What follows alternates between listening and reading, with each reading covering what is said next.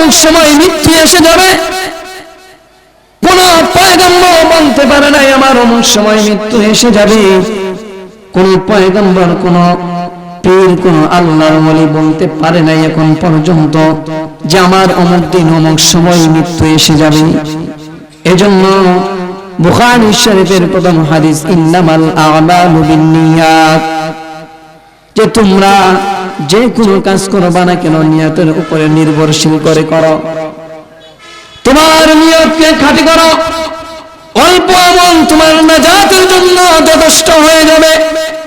তুমি অল্প আমল করো, কিন্তু তোমার নিয়তটা খালেস থাকতে হবে, তোমার নিয়তটা ইখলাস থাকতে হবে। তোমার নিয়তের মধ্যে যদি গরমিল থাকে, তোমার নিয়তটা যদি ভালো না থাকে বান্দা, তাহলে তুমি দুনিয়ার জমিনে যত কাজ করো না কেন, যত কাজ করো না কেন, এই কাজের মধ্যে তুমি কখনো সফল হতে পারবে না। এই কাজের মধ্যে আল্লাহ রাব্বুল আলামিন কখনো বরকত দান করবেন না।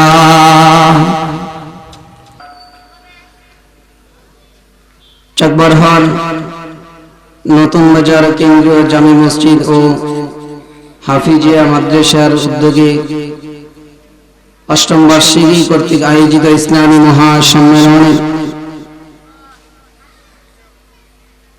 সভাপতি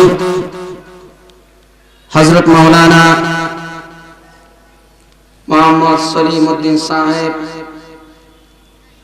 সাবেক ভাইস প্রিন্সিপাল দিগদা ফাজিল মাদ্রাসা।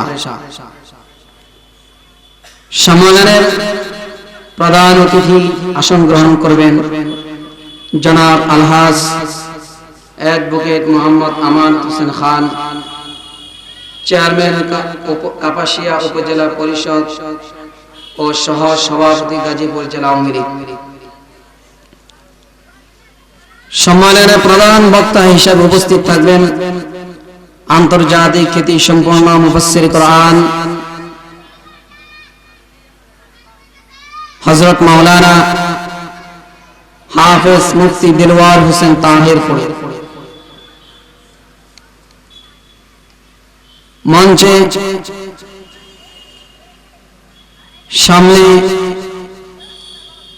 মুরব্বী বাবা, যুবক ভাই, কচিকাচা ছোট মাসুম বাচ্চারা, সকলের প্রতি আমার সালাম, আসসালামু আলাইকুম ওয়া রাহমাতুল্লাহ। আল্লাহ রাব্বুল আলামিনের দরবারে লাখো করে শুকর যে আল্লাহ সুবহানাহু ওয়া তাআলা এই ফিতনার জামানায় দুনিয়ার সকল কাজ থেকে ফারিক করে, দুনিয়ার সকল ঝামেলা থেকে ফারিক করে যে আল্লাহ রাব্বুল আলামিন একটি দ্বীনি মজলিস, জান্নাতের বাগান, রাসূলের হাদিস ভাষ্য অনুযায়ী এটা জান্নাতের বাগান, যে জান্নাতের বাগানে আল্লাহ রাব্বুল আলামিন দুনিয়ার সকল ঝামেলা থেকে ফারিক করে, যে আল্লাহ রাব্বুল আলামিন আমাদেরকে জান্নাতের বাগানে আসার বসার কিছু দ্বীনি কথা আলোচনা শোনার তৌফিক দান করেছেন। এজন্য সকলেই আল্লাহ রাব্বুল আলামিনের দরবারে সকলেই দিল থেকে কালামত শুকর আদায় করি, সকলেই বলি আলহামদুলিল্লাহ। আজকে এই সমাজ ও পরিবার, এই গ্রামে হাজার হাজার মানুষ রয়েছে। আজকে যদি এই এলাকা থেকে প্রত্যেকটা ঘর থেকে একটা করে মানুষ আসতো, তাহলে আজকে এই প্যান্ডেলে জায়গা দেওয়া যেত। কি বলেন? আজকে এই প্যান্ডেলে জায়গা দেওয়া যেত। আর যদি আজকে এটা দ্বীনের কোন মজলিস না হয়ে, কোরআনের কোন মজলিস না হয়ে, যদি আজকে কোন গানের আড্ডা, কনসার্টের আড্ডা, যাত্রার আড্ডা যদি বানানো হতো, যদি বলা হতো আজকে ঢাকা শহর থেকে বড় শিল্পী আসবে, 1 লক্ষ টাকা তাকে দিতে হয়, বা গান গায় ফাইটটা যায়, এই শিল্পীগুলো আসবে, আজকে মনে হয় সন্ধ্যা আসার আগেই এই নতুন বাজার কোন জায়গায় পাও ফেলানোর মতো মানুষ, পাও ফেলানোর মতো জায়গা থাকতো না, ঠিক কিনা? আজকে কোরআনের মাহফিল, ইসলামের মাহফিল, দ্বীনি কোন মজলিসে আজকে মানুষ আসতে চায় না। এজন্য দুনিয়ার হায়াত বড় অল্প, দুনিয়ার হায়াত বড় একেবারেই নগণ্য। যে আমি গত জুমায় আলোচনা করেছিলাম, ফাআম্মা মান তাগা ওয়া আতাল হায়াতাদ দুনিয়া, যে দুনিয়ার যারা এই যে গানের আড্ডা, যাত্রার আড্ডা, কনসার্টের আড্ডা, কনসার্টের মেলা যারা জমায়, তারা শুধু এই যে আপনি আমাকে আল্লাহ তাআলা হায়াতে তয়্যিবা দান করেছেন অল্প সময়, এই দুনিয়ার কিছু আনন্দ উল্লাস, দুনিয়ার কিছু মুহাব্বতে পড়ে তারা এই গুনার কাজগুলোর মধ্যে লিপ্ত হয়ে যায়। দুনিয়ার মুহাব্বত, দুনিয়ার আনন্দ, দুনিয়ার ভালোবাসা শুধু অল্প সময়। মানুষ জানে, মানুষ বুঝে যে এই কাজ করলে আমার গুনাহ হবে, এই কাজ করলে আমার খারাপ হবে। মানুষ জানে সুদ খাওয়া যাবে না, ঘুষ খাওয়া যাবে না, মিথ্যা কথা বলা যাবে না, মানুষের হক নষ্ট করে খাওয়া যাবে না। যেই নিষেধগুলো আল্লাহ তাআলা করেছেন, সেই কাজগুলাই আজকাল দুনিয়ার মানুষেরা, সেই কাজগুলাই মানুষ বেশি করে। আজকে আমাদের সমাজে দেখেন যে সুদ খাওয়া যাবে না, আল্লাহ তাআলা হারাম বলেছেন। যে এই সুদী কারবারটা আজকে আমাদের সমাজে প্রচলিত ভাবে 95% মানুষের মধ্যে এই জিনিসগুলা রয়েছে। কি বলেন, ঠিক কিনা? কিন্তু আজকে উলামায়ে কেরাম যদি সুদখোরের বিরুদ্ধে কথা বলে, তাহলে মসজিদের ইমামের চাকরি চলে যায়। বক্তা সাহেবকে এরকম ভাবে বাধা প্রদান করে, কেন এই কথাগুলো? মহতারাম, আজকে আমরা যারা দুনিয়ার সকল ফিতনা ফাসাদ থেকে ফারিক হই, আমরা আজকে জান্নাতের বাগানে চকবরহর নতুন বাজার কেন্দ্রীয় জামি মসজিদ কর্তৃক আয়োজিত ইসলামী মহাসম্মেলনে উপস্থিত হয়েছি। হতে পারে আমরা লাভবান হয়েছি না ক্ষতিগ্রস্তের মধ্যে পড়েছি? কথা বলেন। সকলেই লাভবান এবং জান্নাতের বাগানে আমরা বসে পড়েছি। মুহতারাম হাজিরিন, কথা একেবারে সংক্ষিপ্ত, সকল কথা তাফসীরে হাইসিয়তে কথা বলা যাবে না, অনেক লম্বা আয়াত পড়েছি, একেবারে সংক্ষিপ্ত আকারে আলোচনা করব। আল্লাহ রাব্বুল আলামিন, আমি যে আয়াতে কারিমা তেলাওয়াত করেছি, রাসূলুল্লাহ সাল্লাল্লাহু আলাইহি ওয়াসাল্লামের অসংখ্য অগণিত হাদিসের ভান্ডার থেকে একখানা হাদিস পড়েছি। এই হাদিসকে সামনে রেখেই,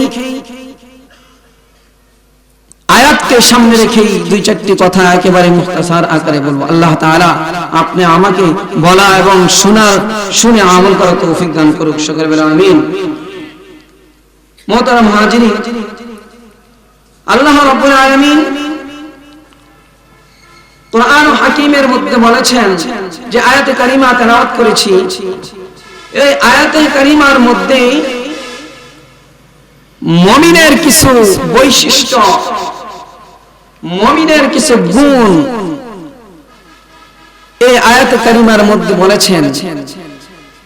ভেজাল মুক্ত মুমিন, দোষ মুক্ত মুমিন কারা? যে এই গুণগুলা যদি কোনো মানুষের ভিতরে থাকে, তাহলে ওই বান্দাটা মুমিন, ভেজাল মুক্ত মুমিন। আর যদি এই গুণে যদি গুণান্বিত না হতে পারে, তাহলে এখনো সে পরিপূর্ণ ভেজাল মুক্ত মুমিন এখনো হতে পারে। মুহতারাম হাজিরিন,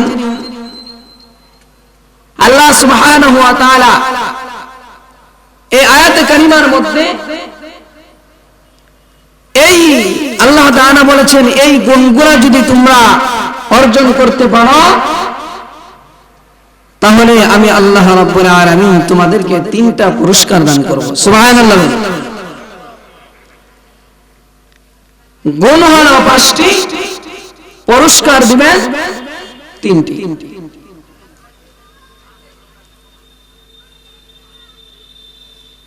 মুহতারাম হাজিরিন, আল্লাহ রাব্বুল আলামিন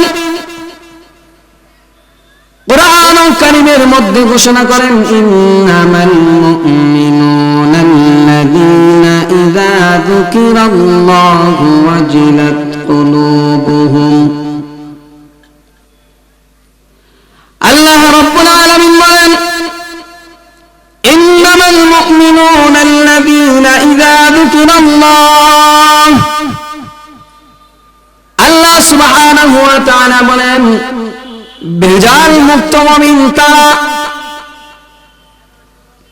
ভেজাল মুক্ত মুমিন, খাঁটি মুমিন।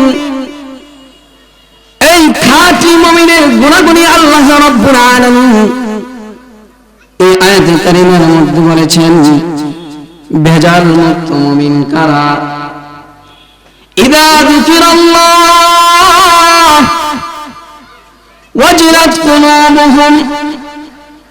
আমি আল্লাহ রাব্বুল আলামিনের নাম শোনার পরে কোন বান্দা যদি আমি আল্লাহ রাব্বুল আলামিনের নাম শোনার পরে তার অন্তরটা কম্পিত হয়ে যায়, তার অন্তরটা থরথর করে কাঁপতে থাকে।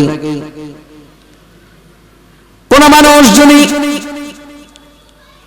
আল্লাহ আল্লাহ আল্লাহ আল্লাহ জিকির করে, অথবা কোন মানুষ যদি আল্লাহ আল্লাহ তার জবান দিয়ে জিকির করতে থাকে, অথবা তার কান দিয়ে কোন মানুষের জবান থেকে আল্লাহ আল্লাহ জিকির নাম শুনল,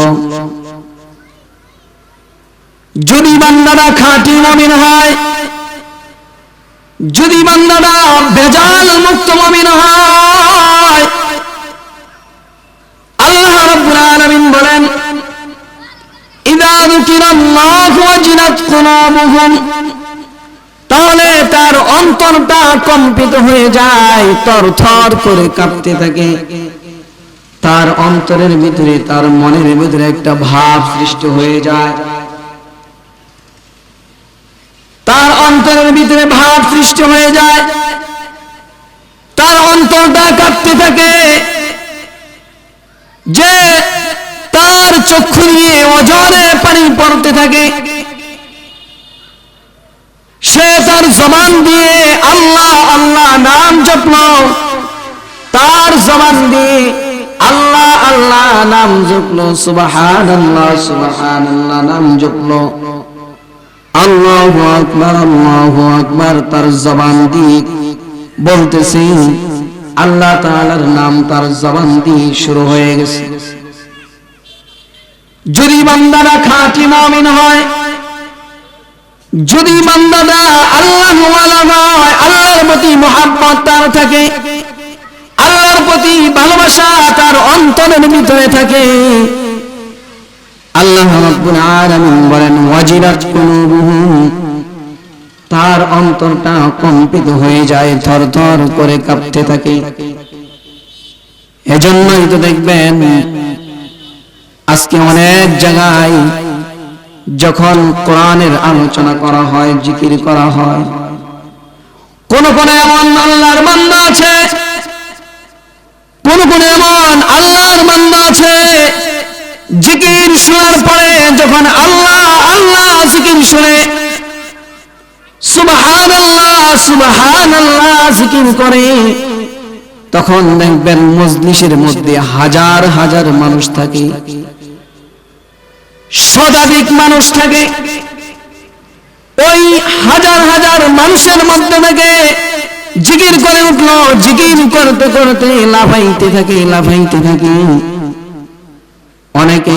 অনেকেই বলে যদি আল্লাহর নামের জিকির হয় তাহলে কেন লাফায়, যদি আল্লাহর নামের জিকির হয় তাহলে কেন গাছের আগায় ওঠে, যদি আল্লাহর নামে জিকির হয় তাহলে কেন প্যান্ডেলের উপরে ওঠে।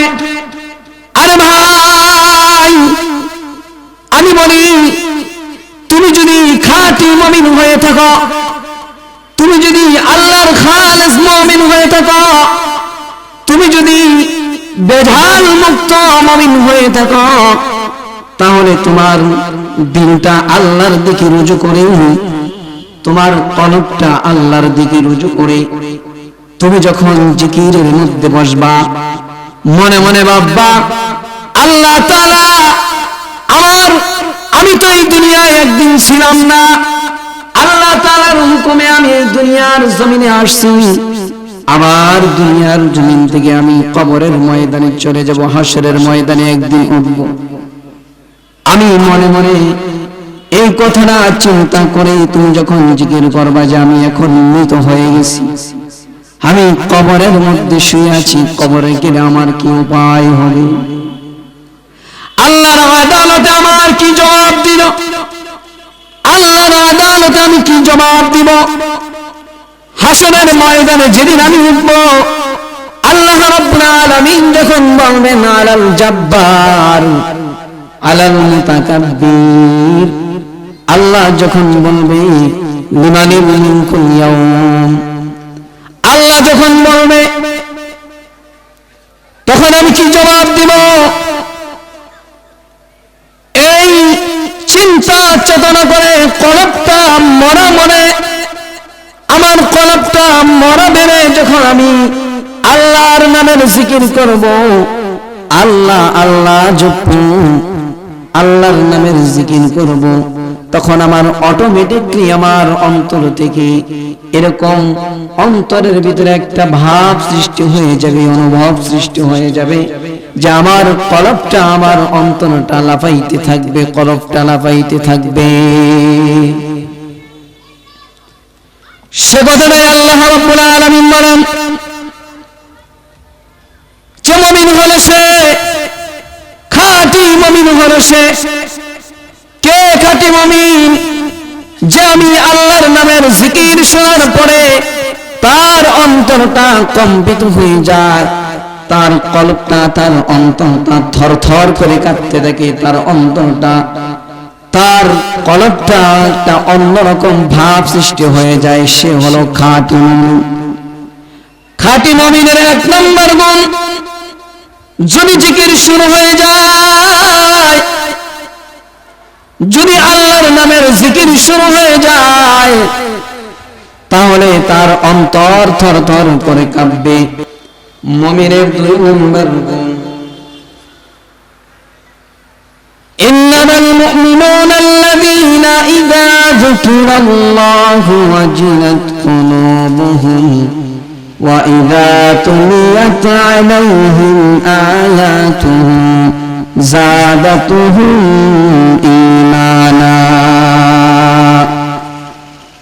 খাঁটি মুমিনের দুই নম্বর গুণ হলো ওয়া ইযা তুলিয়াত আলাইহিম আয়াতুহু وَإِذَا تُلِيَتْ عَلَيْهِمْ آيَاتُهُ وَإِذَا تُلِيَتْ عَلَيْهِمْ آيَاتُهُ زادتهم إيمانا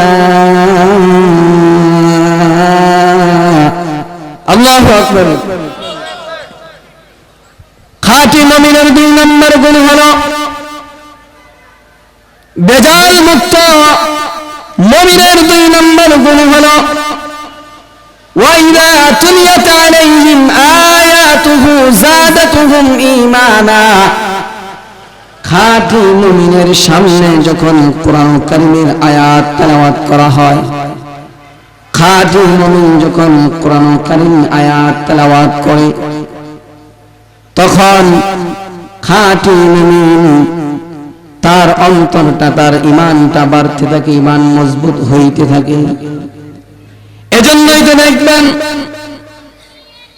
কোন কোন ইমাম মসজিদের ইমাম যখন কোরআন কারীম তেলাওয়াত করে নামাজের মধ্যে কোরআন কারীম তেলাওয়াত করে নামাজের মধ্যে কোরআন কারীমের আয়াতগুলো যখন কোন ইমাম পড়ে পিছন থেকে অনেক মুসল্লি বলে তেলাওয়াতটা একটু লম্বা করলেন না কেন যখন কোরআন কারীম তেলাওয়াত করতেছিলেন তখন আপনার তেলাওয়াত এত মধুর লাগতেছিল এত ভালো লাগতেছিল মনে হয় যেন আপনি যতক্ষণ পর্যন্ত কোরআন কারীমের আয়াতগুলো পড়বেন ততক্ষণ পর্যন্ত মনে হয় নামাজের মধ্যে দাঁড়িয়ে থাকি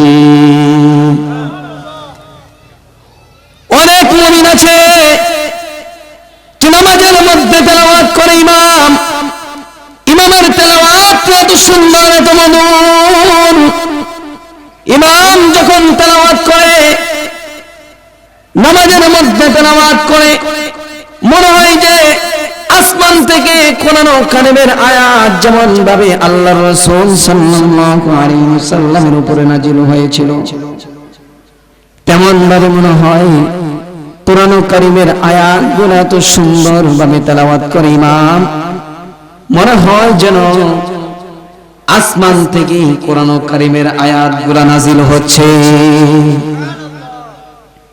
এজন্য মুহতারাম হাজিরিন আমরা যখন কোরআন কারীম তেলাওয়াত করব শুদ্ধভাবে তার 3 সহকারে কোরআন কারীম তেলাওয়াত করব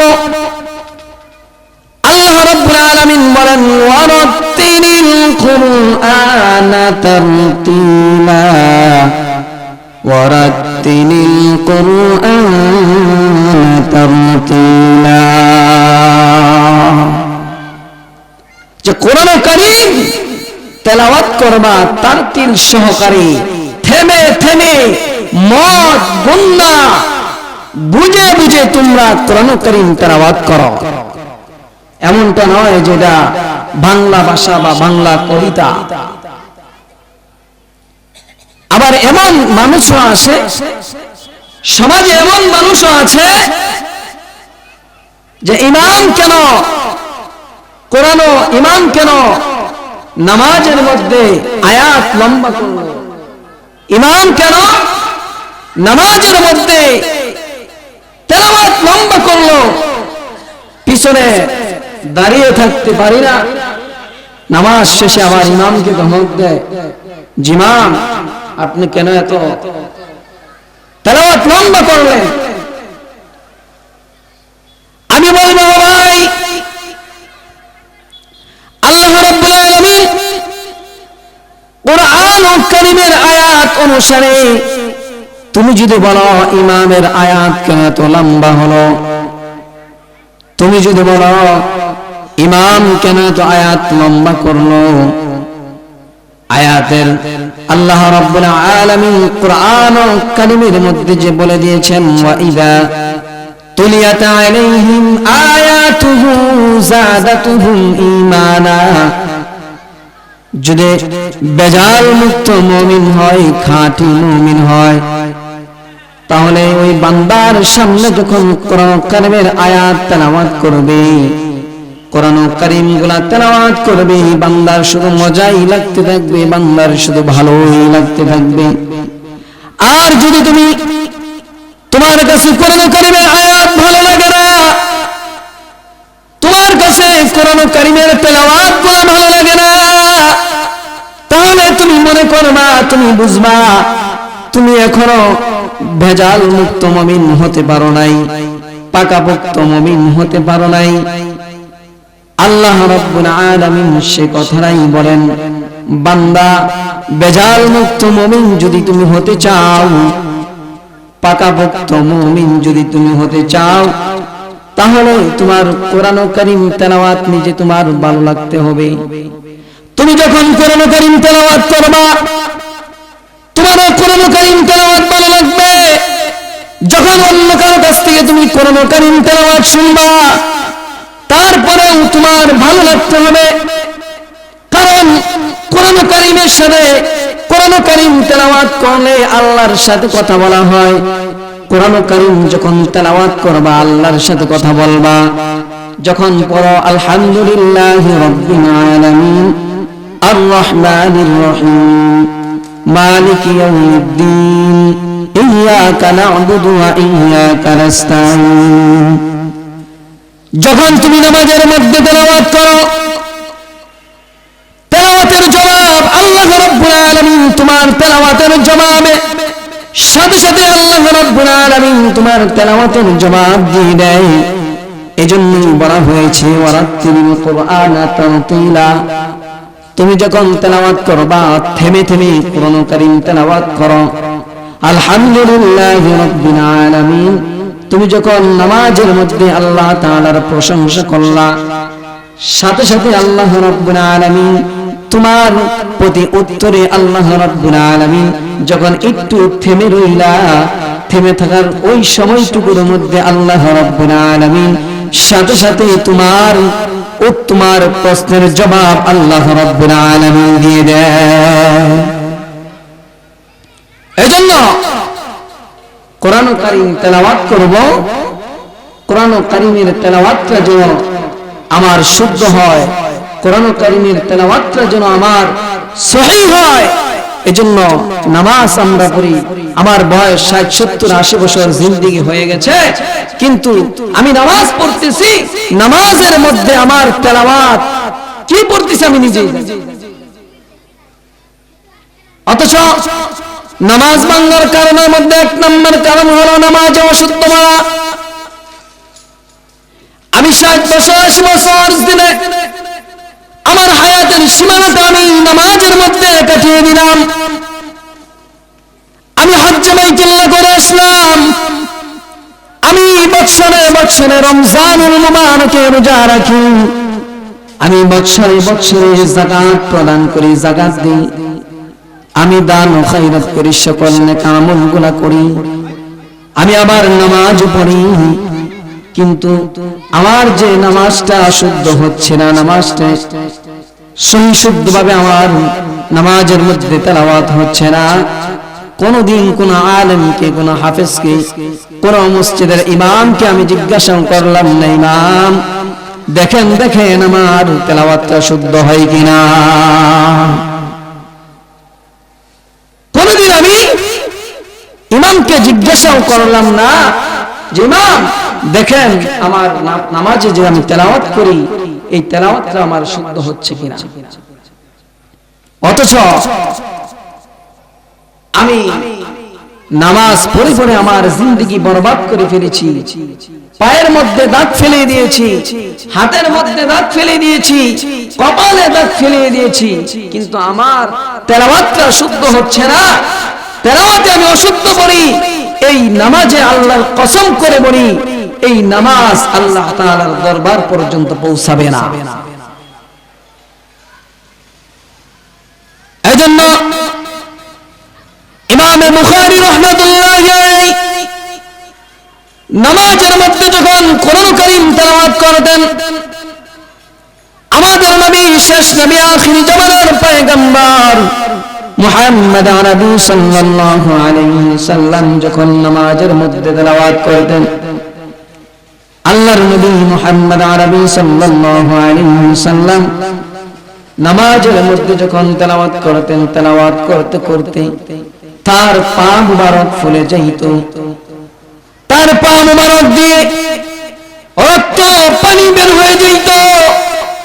আল্লাহর নবী মুহাম্মদ আরবি সাল্লাল্লাহু আলাইহি ওয়াসাল্লাম সিজদার মধ্যে যখন আল্লাহর নবী মুহাম্মদ আরবি সাল্লাল্লাহু আলাইহি ওয়াসাল্লাম পড়তেন, আম্মা জান আয়েশা সিদ্দিকা রাদিয়াল্লাহু তাআলা আনহা তিনি মনে মনে ভাবতেন, আমার নবী মনে হয় সিজদার মধ্যে দুনিয়া ছেড়ে চলে গেছে। আল্লাহর নবী মুহাম্মদ আরবি সাল্লাল্লাহু আলাইহি ওয়াসাল্লাম সিজদার মধ্যে যখন পড়ে থাকতেন, আম্মা জান আয়েশা সিদ্দিকা রাদিয়াল্লাহু তাআলা আনহা পায়ের মধ্যে চিমটি কাটতেন। আল্লাহর নবী পা নাড়ালেন, আম্মা জান আয়েশা সিদ্দিকা রাদিয়াল্লাহু তাআলা আনহা তিনি মনে মনে ভাবতেন, আল্লাহর নবী এখন দুনিয়ার জমিনে আছে।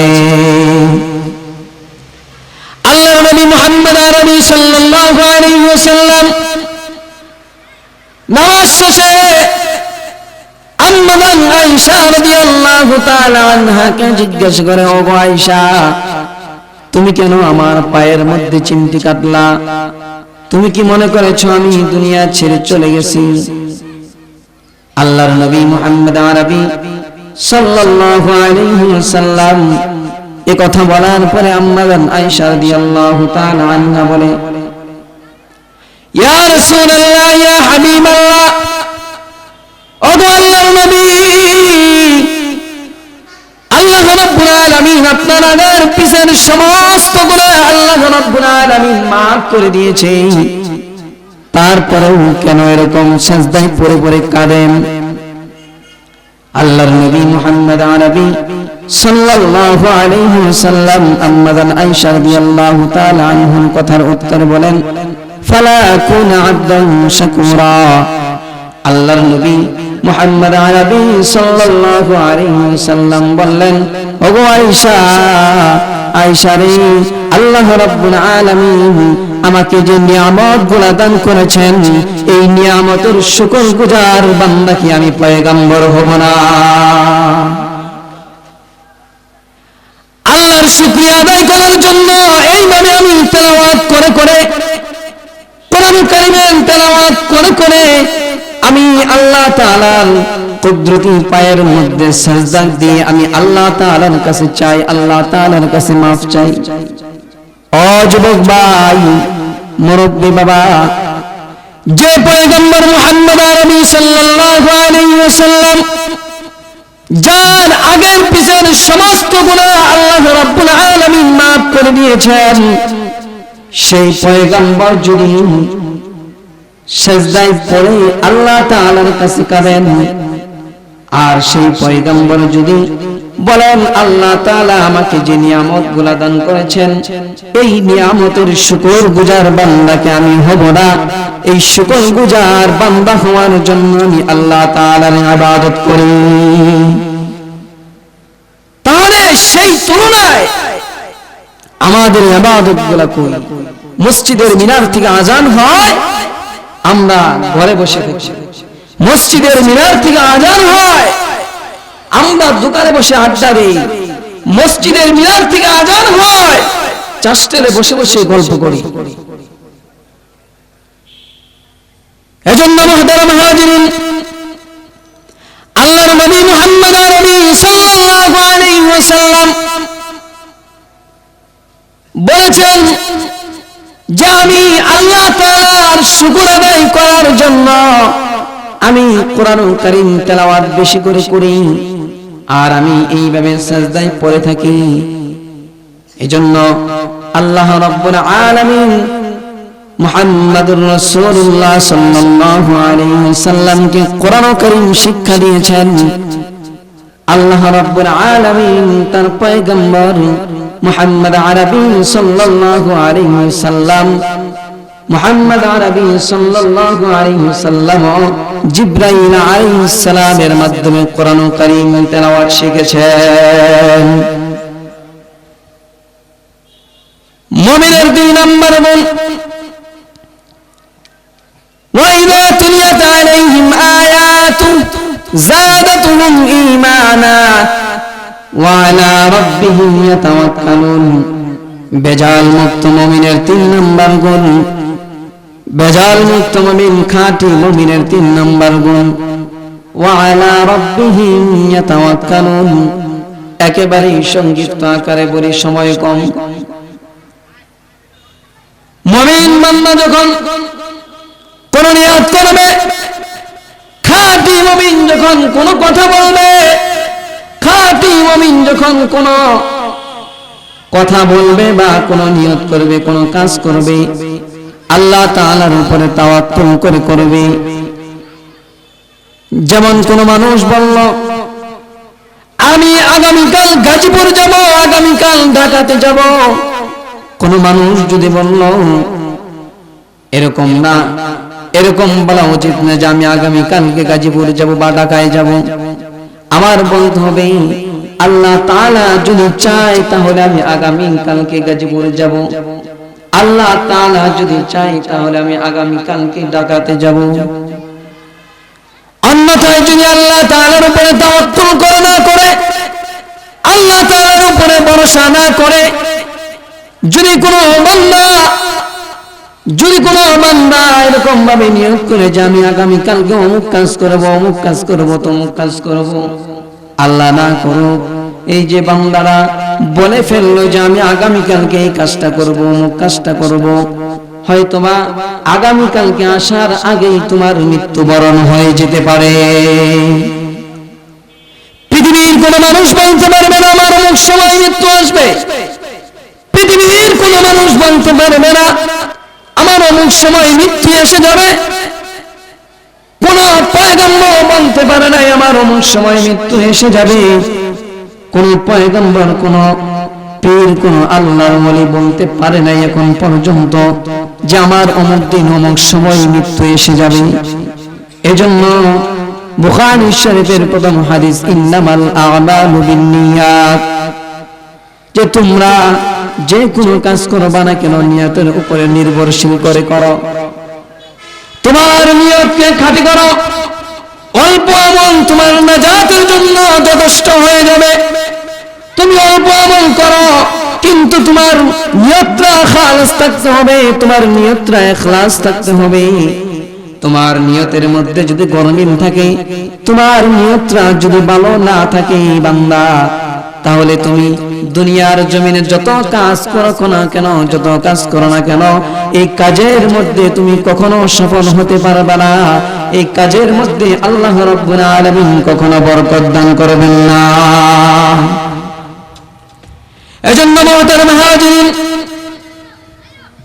ওয়া আলা রাব্বিহিম ইয়াতাওয়াক্কালুন।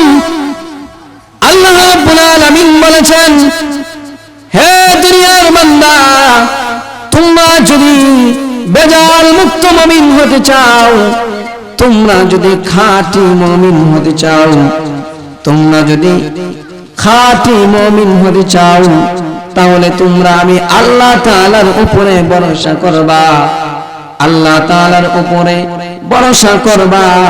এই আল্লাহ তাআলার উপরে ভরসা করে বান্দা তুমি যদি যে কোনো কাজ করবা না কেন, আমি আল্লাহ রাব্বুল আলামিন তোমার ওই কাজের মধ্যে বরকত দান করে দিব।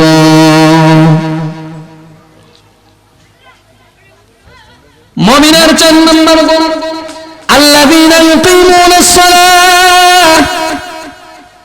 একেবারে সংক্ষিপ্ত আকারে বলি, আল্লাযীনা ইউকিমুনাস সালাত, মুমিনের 4 নম্বর গুণ হলো নামাজ কায়েম করবে, নামাজ কায়েম করবে। বান্দা তুমি যেখানেই থাকো না কেন তোমার নামাজ আদায় করতে হবে। তুমি যে জায়গাতেই থাকো না কেন তোমার নামাজ আদায় করতে হবে। তুমি যে অবস্থাতেই থাকো না কেন তোমার নামাজ আদায় করতে হবে। এজন্য আল্লাহ রাব্বুল আলামিন কিয়ামতের ময়দানে, হাসরের ময়দানে বান্দাকে প্রথম জিজ্ঞাসা করা হবে, আউয়ালু মা ইউহাসাবু বিহিল ইয়াউম, আউয়ালু মা ইউহাসাবু বিহিল আবদু ইয়াউমাল কিয়ামাতিস সালাহ। কিয়ামতের ময়দানে, হাসরের ময়দানে বান্দাকে প্রথম নামাজ সম্পর্কে জিজ্ঞাসা করা হবে, বান্দা তোমাকে আমি 60, 70 বছর, 80 বছর জিন্দেগি আমি আল্লাহ তাআলা তোমাকে দিয়েছিলাম। এই 60, 70, 80 বছর জিন্দেগির ভিতরে তুমি কয় ওয়াক্ত নামাজ পড়েছ? কয় ওয়াক্ত নামাজ তুমি তেলাওয়াত আয়াত পড়েছো? মসজিদের মিনার থেকে আজকে আযান হয়, আল্লাহু আকবার আল্লাহু আকবার, হাইয়া আলাস সালাহ হাইয়া আলাল ফালাহ, আল্লাহ বড় আল্লাহ বড়, হাইয়া আলাস সালাহ হাইয়া আলাল ফালাহ। আসো কল্যাণের দিকে নামাজ পড়ো, আসো সালাতের দিকে নামাজ পড়ো, নামাজ পড়লেই তোমার কল্যাণ হয়ে যাবে। অথচ মসজিদের মিনারের আযান আমার কানে ঢুকলো, মসজিদের মিনার থেকে আযান চলে আসলো, আমার কানে ঢুকলো, আমি দোকানে বসে বসে আড্ডা দিচ্ছি, মসজিদের মিনার থেকে আযান চলে আসলো, আমি ঘরে বসে বসে টিভি দেখছি, মসজিদের মিনারের আযান আমার কানে চলে আসলো, বন্ধুদের সাথে আমি আড্ডার মধ্যে লিপ্ত আছি। ও যুবক ভাই, মুরব্বী বাবা,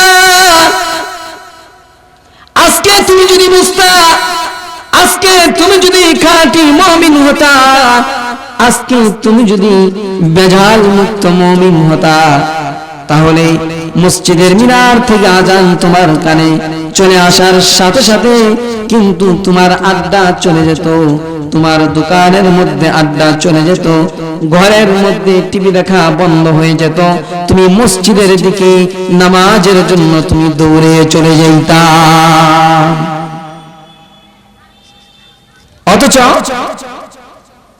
অথচ আজকে মসজিদের মিনার থেকে আযান হয়, আজকে আমরা নামাজে যাই না। এই হায়াতটা আপনি আমাকে দিয়েছেন, কে বলেন? কে দিয়েছেন? এই হায়াতটা আল্লাহ তাআলা দিয়েছেন। আবার এই হায়াতটা কে নিয়ে যাবে বলেন? এই হায়াতটা আবার আল্লাহ তাআলা আমাদের কাছ থেকে নিয়ে যাবেন। আসিলাম মৃত, হয়েছি আল্লাহ তাআলার হুকুমে। আল্লাহ তাআলা আপনি আমাকে হায়াত দিয়েছেন, হায়াতের জিন্দেগি আল্লাহ তাআলা দিয়েছেন। এই সীমানা, এই হায়াতের সীমানা জন্ম থেকে নিয়ে মৃত্যু পর্যন্ত এই অল্প সময়টুকুরে বলা হয় হায়াত।